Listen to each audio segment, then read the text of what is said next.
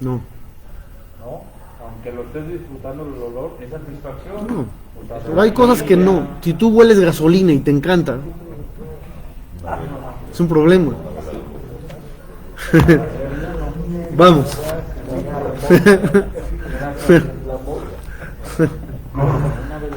Dice en el libro de Melahim, escuchen bien la siguiente historia. En el libro de Melahim, Bet, dice que había un rey del pueblo de Aram que estaba luchando contra el pueblo de Israel. Pero empezó a sucederle algo muy extraño. Le descubrían siempre sus planes. Si él pensaba atacar en cierto lugar, lo cachaban. Si pensaba ir a cierto lugar, lo descubrían. Estaba desesperado a tal momento donde él mismo llegó a declarar: ¿quién de entre nosotros está como espía pasándole la información al pueblo de Israel? Ya no sabía qué hacer. Uno de sus esclavos le dice: no hay ningún espía. El problema es que hay un profeta que se llama Elisha, es alumno de Eliyahu Anabí. El profeta Elisha está del bando de Israel y él les dice la información. Él sabe todo y entonces por eso se están descubriendo tus planes. No tienen ningún espía. Dice el rey de Aram: pues si ese Elisha es el que está acabando con todo, captúrenlo, vayan por él. ¿Qué es lo que mandó? Susim, Regeb, Jail, Kabed. Mandó carruajes, caballos y un gran ejército. Llegaron por la noche, rodearon toda la ciudad. Se levanta el asistente del profeta Elisha, sale de la puerta de la casa y ¿qué es lo que ve? Un ejército. Están rodeados toda la ciudad. Se regresa temeroso con Elisha y le dice: mi señor, ¿qué vamos a hacer? Nos tienen rodeados. La respuesta de Elisha es fantástica. Escúchenla bien. Altia, no temas. Ki rabim asher itanu me asher otam. Hay más gente con nosotros que los que ellos tienen. Somos más. ¿Cuánta gente creen que había con Elisha? Si él dice: están rodeando toda la ciudad, pero no te dan miedo, somos más que ellos, ¿cuántos crees que hay? En la historia nos dice: está el asistente de Elisha y él. Entonces cuando escucha las palabras de somos más, el asistente se está volviendo loco. ¿De qué me estás hablando? No somos más, somos dos. Nos están rodeando, nos van a hacer pomada. ¿De qué hablas? Y rezó Elisha y le pidió a Dios: abre los ojos de este muchacho, por favor, para que pueda ver lo que yo veo. Vaifkach Hashem et ene anar. Dios le abre los ojos al joven y observa que todo el lugar está lleno de caballos y de carruajes de fuego que acompañan a Elisha. Son ángeles que lo vienen a ayudar. Por eso le dijo: son más los nuestros que los de ellos. Todo lleno de carruajes y jinetes. Algo impresionante. ¿Ok? ¿Esto lo han escuchado en alguna otra historia? Que Hashem le abra los ojos a alguien para que pueda ver lo que ya estaba pero que no podía observar. Y además por pedido de... Esa no la leí. Y además por pedido de un rab aquí. Hay historias en la Torah. En Leamsuf, ¿qué? Vieron la presencia de Hashem. Pero ahí es diferente, era un milagro que vivieron. Yo hablo de una persona que esté en una situación normal y que de repente Hashem le permita ver lo que ya estaba ahí. Con Bilam. Muy bien. Sí, pero no era como acá. Bilam, el hechicero, cuando iba a ir a maldecir a Israel, su mula no quería avanzar. ¿Se acuerdan? ¿Por qué la mula no quería avanzar? Porque había un ángel enfrente con una espada, más que él no veía. Hasta que después Hashem le permitió ver y ya vio al ángel O la otra historia, la de Hagar, la esposa de Abraham Avinu, cuando se escapó con su hijo Ismael y se estaba muriendo de sed, y de repente Hashem le abrió los ojos y pudo ver un manantial. Quiere decir que estaba ahí, pero ella no lo había podido observar. Aquí pasa lo mismo. Hashem le permite a este muchacho, por el rezo de Elisha, que vea y observa que el valle está lleno de ayuda, carruajes y jinetes, soldados, impresionante. Hasta ahí es un milagro más. ¿Qué tiene de especial? Lo especial viene ahorita, escúchenlo bien. De repente Elisha se acerca a los enemigos y pide tefilá a Kadosh Baruj Hu: Hashem, por favor, quiero que dejes a estos hombres ciegos, a los soldados enemigos. Hashem los deja ciegos y ya no lo pudieron capturar. Hasta la historia. ¿Quiénes eran ellos? Los del ejército de Aram, que lo quieren capturar a Elisha. El pueblo no venía otra Venían por él. no a atacar a Israel. No, venían por él. Entonces dice que se quedan ciegos, se quedaron ciegos y ya no le pudieron hacer nada. Por ahí. Podría ser. ¿No tienen alguna pregunta? ¿Por qué no le pidió nomás que no los, o sea, que no lo agarraran? O sea, ¿para Otra. qué los dejaran ciegos? ¿Para qué el ejército de fuego? Eso, muy bien. ¿Para qué el ejército de fuego si no hicieron nada? ¿De qué sirvió el ejército de fuego? De nada. De nada. Al final de cuentas Elisha pidió tefilá, Hashem deja a los ciegos, se quedaron ciegos, se acabó. Entonces si no hubiera habido ni un soldado de fuego, hubiera salido igual. ¿No se ve un poquito ahí de confianza? No, pero ¿entendiste qué pasó o no? Elisha no necesita a toda esta gente. Entonces, ¿para qué están ahí? ¿De qué sirvieron? ¿Para qué enseñarle al muchacho? Mira, tenemos más gente nosotros. ¿De qué sirve todo ese cuento? Si al final no se usó. Sí sirve. ¿De qué sirve? Vamos nosotros. ¿Para qué?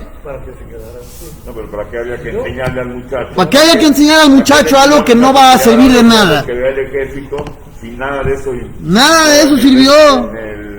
En el plano de la realidad, nada sirvió. Sí, no hubiera pedido que se quedara así. Escuchen bien lo que dice la Torah. Cuando iban a ir a la guerra, un Cohen hacía algunos anuncios antes de salir a la batalla. Uno de los anuncios: Mi Aisha Yareh Berraja Lebab. ¿Quién es el hombre temeroso que tiene blando el corazón? Y el Ej Beyashov Lebeto, que ahorita mismo se regresa a su casa. El miedoso, ¿tienes miedo de la guerra? A tu casa, para que no derrita el corazón de sus hermanos como el suyo. Va a contagiar el miedo. No podemos tener miedosos en el ejército de Israel. Yo les haría una pregunta simple de lógica. ¿Los soldados tienen miedo? ¿Quién no tiene miedo de salir a la guerra? Seguramente van, pero ¿no tienen miedo? Tienen miedo, pero con todo y el miedo vas. Un soldado normal, valiente, no es el que no siente miedo, es el que se sobrepone y a pesar del miedo va. Aquí la Torah dice una condición: ¿tienes miedo? Vete a tu casa. ¿Por qué? Y es lo que vamos a explicar ahorita. Esa podría ser una opción. Los jajamim explican así: si tú vas a ir con miedo, pones en peligro toda la misión. ¿Saben por qué? Porque si Dios te va a hacer algún milagro, el miedo lo impide. ¿Oyeron esto que está fuertísimo? Esto lo dice el Radak, uno de los comentaristas a la Torah. Si te van a hacer un milagro, no puedes tener miedo. ¿Por qué? Porque el hecho de tener miedo es el peligro más grande que puedes tener en tu contra. El miedo quita la posibilidad de que hagan milagros para ti. Entonces, vamos a analizar la historia de Elisha. Elisha no tiene miedo. ¿Quién sí tiene miedo? El muchacho. Elisha está tranquilo porque dice Dios nos puede hacer un milagro en cualquier momento, como así pasó. El haber pedido, deja a los ciegos a todos, es un milagro, pero ese milagro está en riesgo, porque el muchacho sí tiene miedo, y si el muchacho tiene miedo, el miedo pone en peligro todo el éxito del milagro que les van a hacer. Entonces primero tenemos que eliminar el miedo y luego esperar el milagro o pedirlo. Correcto. Vamos a mostrarle al muchacho todo el valle lleno de soldados nuestros de fuego. No los necesitamos, pero es necesario ahorita quitarle el miedo al joven. Cuando el joven ya está tranquilo, ya vio que somos demasiados, ahora sí, ¿qué hace Elisha? Pide, Dios, deja a los ciegos. Pero esa petición no hubiera funcionado si hay miedo. ¿Entendieron o no? Qué extraordinario. Por eso que junto tiene miedo. Si el de junto tiene miedo, acabas de leer lo que dice la Torá, que el miedo se contagia. Por eso dijo la Torá, si un soldado tiene miedo, que regrese a su casa para que no vaya a debilitar el corazón de sus hermanos. Y no impida un milagro. Y no impida un milagro. Claro. El miedo es el enemigo número uno de la gente. Esto aplíquenlo en todos los temas de su vida. Siempre que uno va a emprender algo nuevo, diferente, hay miedo. Siempre hay miedo. Cuando llegan circunstancias diferentes, hay miedo. Cuando tienes que tomar una decisión importante, hay miedo. Ponle el título que quieras, economía, familia, salud, todos los temas que quieras. Tiene uno miedo. El miedo es normal y es natural, pero no hay que dejar que se pose en ti demasiado tiempo. El primer instante es el del miedo. Ese es normal. Después de ese primer instante, fortalécete, porque si no el miedo mismo va a acabar contigo. No hay problema. El problema se puede solucionar. El miedo va a acabar contigo. Se apodera de ti e impide los milagros. Para que los milagros vengan, hay que tener confianza en Dios. Si estás temeroso, ya no tienes tanta confianza. No tienes tanta confianza, entonces ya no tienes méritos. ¿Están entendiendo? Queda desechado la teoría de que muchas veces el miedo te mantiene alerta y no te confías al 100% para que te agarren desprevenido. Sería más estar alerta, yo le llamaría.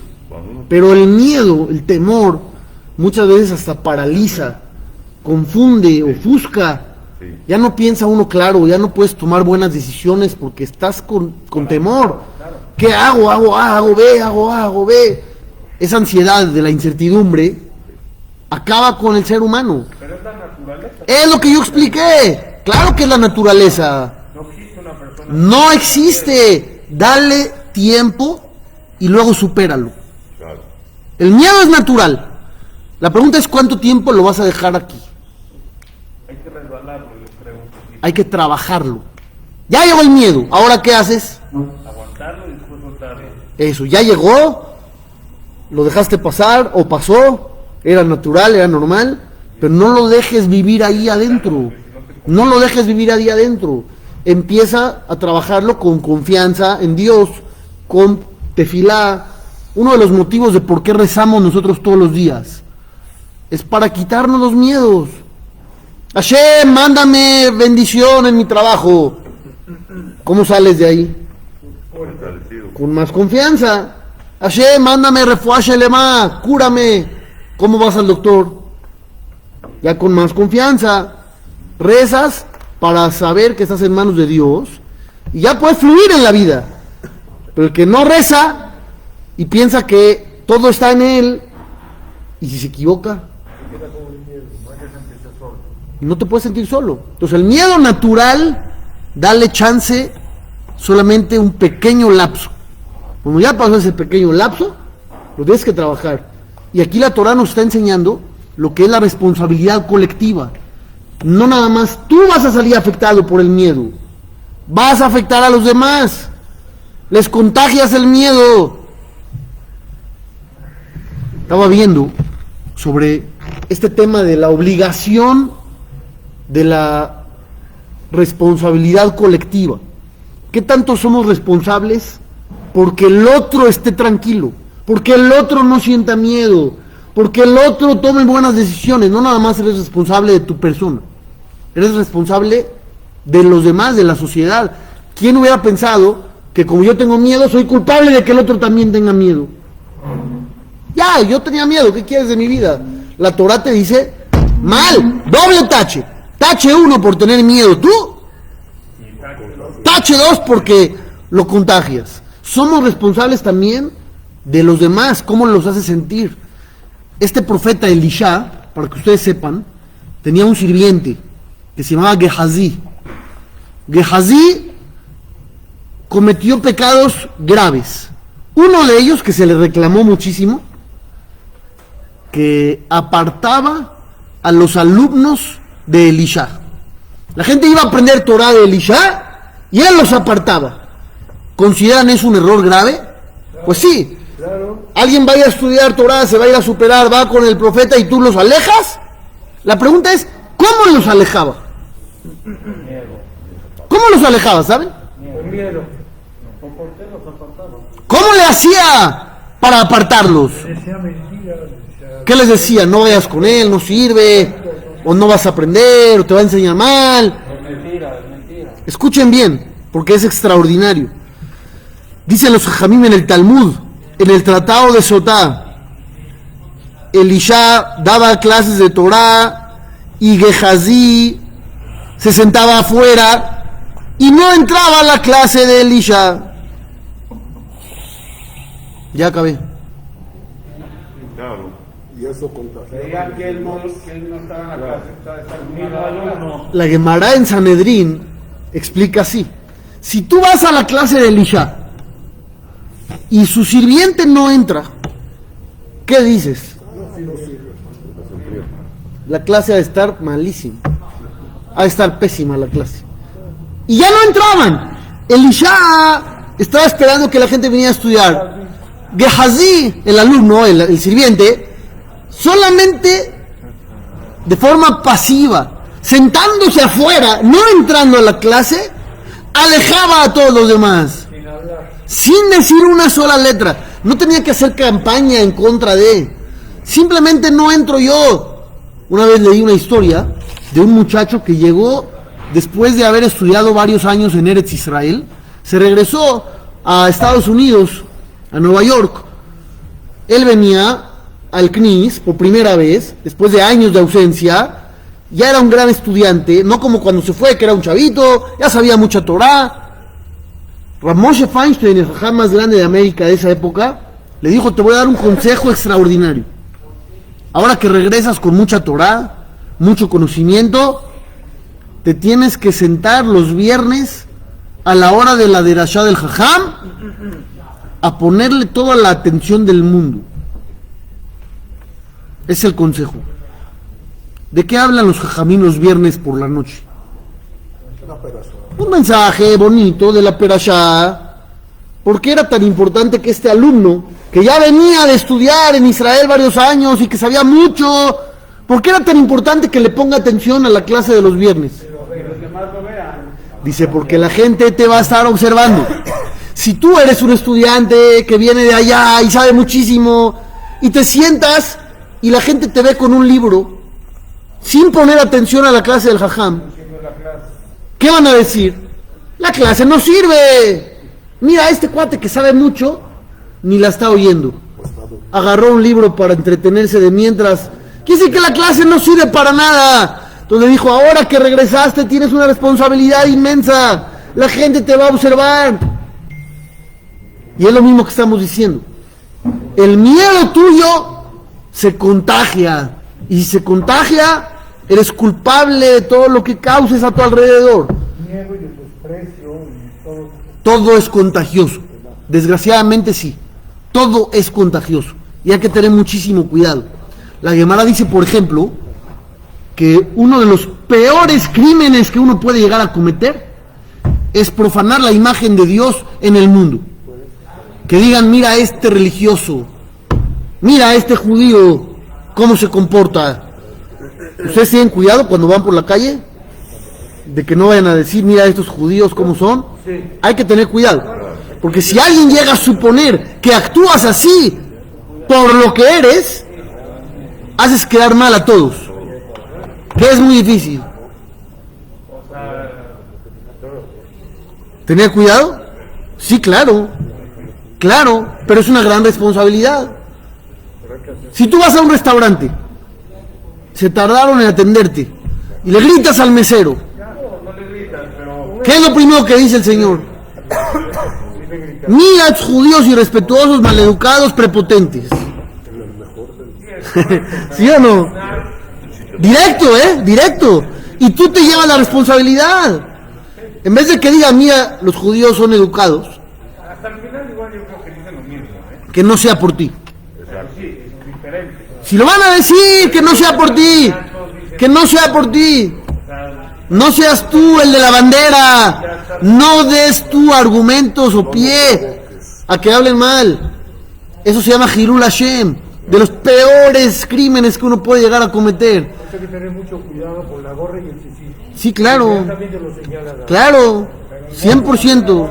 Y con la nariz, con la nariz. Sí. Hay que tener cuidado. Aunque no tengamos... Claro. Siempre hay que tener un comportamiento ejemplar. Es la respuesta. Ejemplar. Que nadie vaya a decir que el judío es A o B, cosas negativas por culpa de uno. Por ejemplo, a veces uno escucha a los hijos y tal vez ya uno ya sabe lo que van a decir. Es que por uno dice, uno no les pone la atención, los demás hijos pueden decir, lo que está diciendo. Hay que tener mucho cuidado en todo lo que hacemos para no dar a que malinterpreten. Te comenta de un yehudí, o sea, pues te comenta feo. Ya se hizo Hilul Hashem en ese caso. Pero lo conoce. Habría que ir a decirle al otro. Si alguien te contó, oye, mira, este cuate hizo tal y tal y ya se está viendo mal, hay que ir a hablar con él. ¿Sí o no? La Gemara pregunta. No le decía que por uno calificar a todos. Claro, uno es responsable por todos. Igual que el miedo. Pues hay que cuidarse. Todo es colectivo. ¿Qué pasa?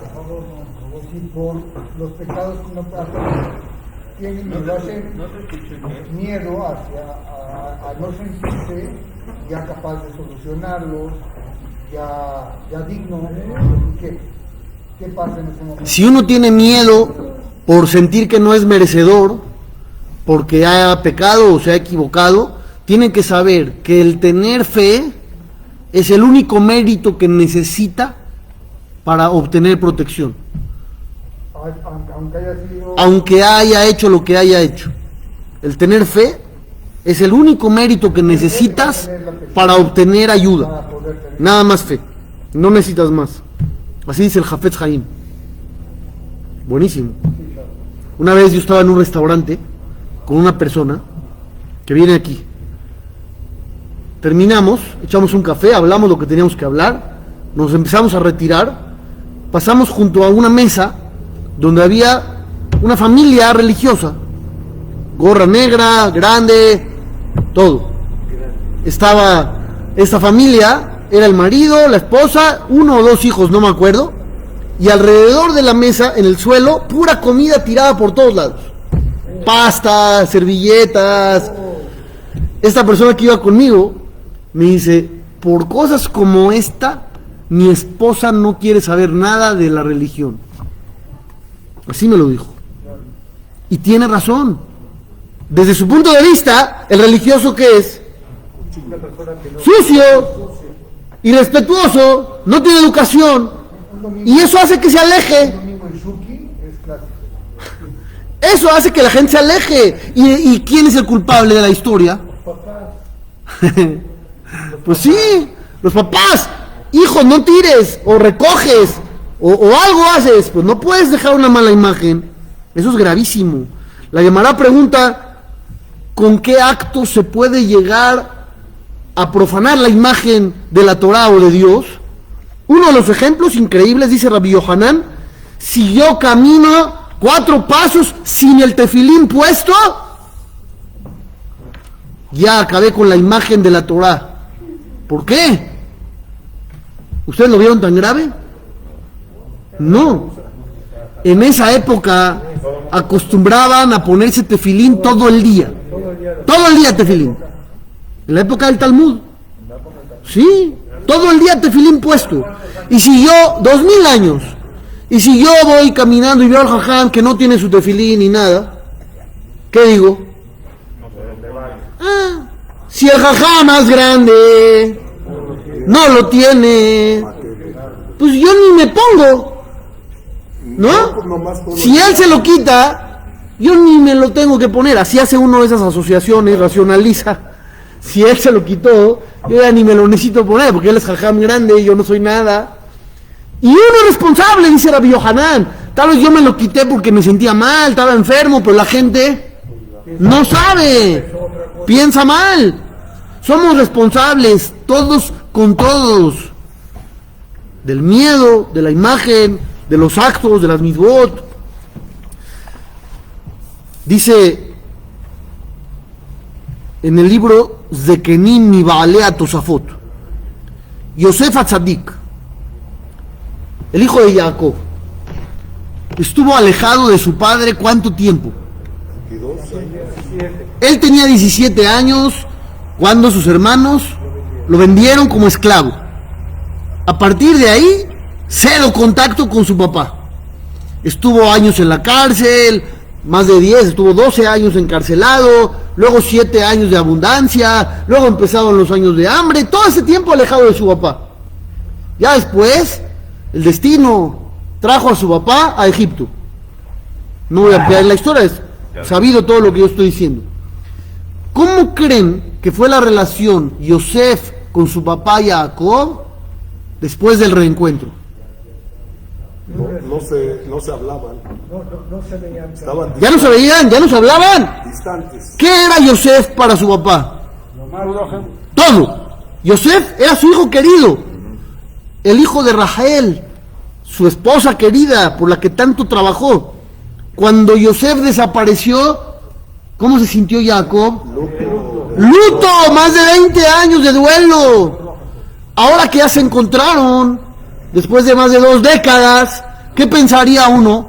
No se van a separar. Que no se separarían, que tomaban café todos los días juntos en la mañana y se veían a comer en la tarde, cenaban juntos, platicaban, estudiaban. Dicen los jajamim, no señor, todos los últimos años que vivió Jacob en Egipto, Yosef casi no lo veía, casi nada. ¿Por qué? Estaba muy ocupado. ¿Por sus cargos políticos? No quería. ¿Era el virrey de Egipto? No quería que se vieran. Decía Yosef, ¿qué va a pasar si voy a cenar con mi papá? Voy a desayunar con mi papá. Me va a empezar a preguntar, hijo, ¿qué pasó todos esos años que desapareciste? ¿Por qué desapareció? ¿Por qué desapareciste? ¿Y qué le voy a tener que decir? Mentira. La verdad. O le miento o le digo la verdad. Le voy a tener que decir, mis hermanos, papá, que sepas que primero me iban a matar, ya después no me mataron, me aventaron a un pozo, y ya después del pozo me vendieron. ¿Cómo se iba a sentir Jacob? Súper mal. ¿Y qué imagen de los hermanos iba a tener Jacob? Por los suelos. Dice Yosef, yo soy responsable de esa imagen. No voy a pasar tanto tiempo con mi papá para no tener que decirle cosas malas de ellos que los hagan quedar mal. Pero no eran cosas malas, nada más de... ¿Cómo no eran cosas malas? decirle así. ¿Cómo no eran cosas malas? Me iban a matar, me vendieron, me aventaron a un pozo con serpientes. ¿Qué es maldad para ti? ¿Qué es maldad para ti entonces? Si ellos no son cosas malas. Yo te voy a decir la verdad. Tú como te sabes la historia, lo ves todo padrísimo, lo ves todo muy fácil. ¿De qué me hablas? Intento de homicidio, trata de personas, secuestro. Tienes razón. ¿De qué me estás hablando? Ya ahorita que te dije los títulos, ¿ya te movió el tapete? ¿Secuestro es grave? ¿Trata de personas es grave? ¿Intento de homicidio es grave? ¡Ya! Sí, correcto. ¿Lo secuestraron o no? ¿Sí lo secuestraron o no? Los títulos ya es diferente. Por eso, lo secuestraron. Pero ahora, Se lo llevaron, te voy a decir una cosa. lo intentaron matar y lo vendieron. Ya te dije, secuestro, intento de homicidio y trata de personas. Nada más y nada menos. Entonces dicen los jajamín, por ese motivo Yosef no quería estar a solas con su padre tanto tiempo, porque no quería que la imagen de sus hermanos salga lastimada, salga dañada, porque somos responsables unos por otros, como llevamos diciendo toda la sesión, ¿sí o no? Y todos eran sadiquí. Pues sí, hicieron lo que hicieron, pero yo ¿por qué tengo que ensuciar su imagen? Y ahora viene algo muy importante. Hoy en día, ¿cómo somos nosotros cuando nos enteramos de algo negativo de alguien? Estamos muy fríos ya, indiferentes. Ya no estamos peleando. Ya no nos importa, ¿no? Enseguida y no sabemos. Creemos, vamos a suponer que se te acerca alguien y te dice, oye, ¿supiste de fulano? No sabes nada. Y lo Es un hijo de la mañana, hizo tal y tal. ¿Qué es lo primero que haces? ya le agarras coraje. Primero le crees. Ya, de cajón. Ya me latía, se veía que algo traía. ¿No? Ya, primero ya le creíste. Número 2, ya no aguantas por ir a contárselo a alguien más. ¿De qué sirve recibir un chisme jugoso si no lo vas a transmitir? Entonces lo primero que haces, ves a otro conocido, tengo que contarte algo, no sabes. Siempre le dices, no sabes. Y le avientas el chisme. Y ya provocaste que la imagen del otro quede peor todavía por los suelos. Y lo disfrutamos. Y lo propagamos. ¿Por qué no sabemos actuar? ¿Por qué no nos importa la imagen de un tercero? ¿Por qué disfrutamos la caída de los demás? ¿Por qué creerlo de primera instancia? Cuando alguien llega a contarte algo malo, lo primero que tendrías que hacer, No me interesa. no me cuentes. Si ya me contaste, porque a veces no te avisan. A veces te avisan, oye, te voy a contar de fulano, le puedes frenar. No me cuentes, no quiero saber. Algo malo, Ya. no quiero saber. Si es algo malo, no quiero saber. Pero a veces no te avisan, no te dan la introducción. Directo te avientan la información. Entonces lo que podrías hacer es decir dentro de ti, ¿sabes qué? Podrá ser, pero también podrá ser que no. Puede ser que sea verdad, puede ser que no. ¿Por qué decidir que es verdad? Tal vez no es cierto. Entonces ya mínimo no lo tienes como una verdad absoluta dentro de ti. Número 3, de ninguna manera ir a contarlo. Esos son los pasos que deberíamos de tomar. Pero a veces tomamos esto muy a la ligera. Dice el pasuk en la Torá, Lo telech rajil beameja, no vayas de chismoso como vendedor ambulante. Así dice la Torá, porque la palabra rajil, vendedor ambulante, rejilut es chisme, rogel, vendedor ambulante. ¿Qué hace el vendedor ambulante? Gritando todo el tiempo. Se compran colchones, lavadoras, secadoras, tambores y todo tipo de fierro viejo que venda. Te van anunciando, ¿no? ¿Qué hace el chismoso? Igualito, lo mismo. ¿Supiste? ¿Supiste? ¿Supiste? No sabes, no sabes, no sabes. ¿Y qué pasa si no es verdad? Y ya acabaste con el prestigio de familias enteras a veces. De familias enteras, no nada más de una persona. Porque esa una persona tiene esposa, tiene hijos, tiene papás, tiene hermanos. ¿Por qué tomamos tan a la ligera esa responsabilidad tan grande? Si aquí la Torah dice no contagies ni el miedo. Eres culpable del miedo ajeno. ¿No vas a ser culpable de lo que el otro piense también por culpa tuya? cuando decimos todos somos uno, no es nada más para la parte bonita. Todos los Yehudim somos hermanos. Si se me poncha la llanta, se frenan y me ayudan. No nada más era para eso. No nada más era para eso. También era para esto. Eres responsable de lo que el otro piense, de la imagen que el otro se lleve. Si un día dejaste a tu hijo en el restaurante tirar todo el espagueti y por esa tontería que hiciste, la esposa del otro dice, yo no quiero saber nada de la religión porque no me gusta, ya eres culpable tú. ¿Cómo se comportan? Claro, no me gusta cómo se comportan, ya eres culpable tú.